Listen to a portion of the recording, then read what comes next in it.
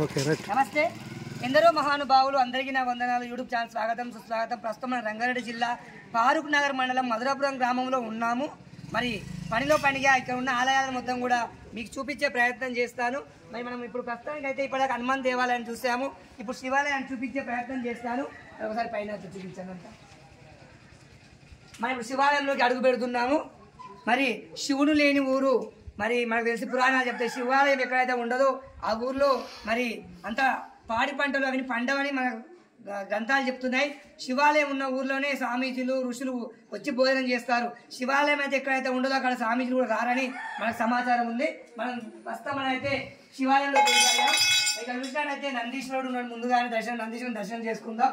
మరి ఇక్కడ కుడివైపున విఘ్నేశ్వరుడు మరి ఎడవైపున కుమారస్వామి మనకు కనిపిస్తున్నాడు. చక్కటి శివలింగాలను మనం చూడవచ్చు. మరి గతంలో లేకుండే పెద్ద మనకు కనిపిస్తుంది. అప్పుడు చిన్నగా ఉండి ఉంటుంది. చాలా పెద్దగా మరి ఆలగడ్డకి వెళ్ళి తెప్పించామని ఇప్పటిదాకా భక్తులు చెప్పడం జరిగింది. అద్భుతమైన శివాలయము. ఇక ఈ గ్రామంలో నాకు నచ్చింది ఏంటంటే చక్కగా ఒక బ్రాహ్మణుని పెట్టారు. బ్రాహ్మణుని పెడితే ఎందుకంటే బ్రాహ్మణుడు మన ఊర్లో ఎవరు పూజ చేయకుండా బ్రాహ్మణుడు అని చూసుకుంటాడు. చక్కగా బ్రాహ్మణుని నియమించుకున్నారు. చాలా సంతోషం. శివాలయం మనం చూసాము. అద్భుతమైన శివలింగాన్ని మనం చూడడం జరిగింది. జై శ్రీరామ్, జై హింద్, జై భారత్ మాత.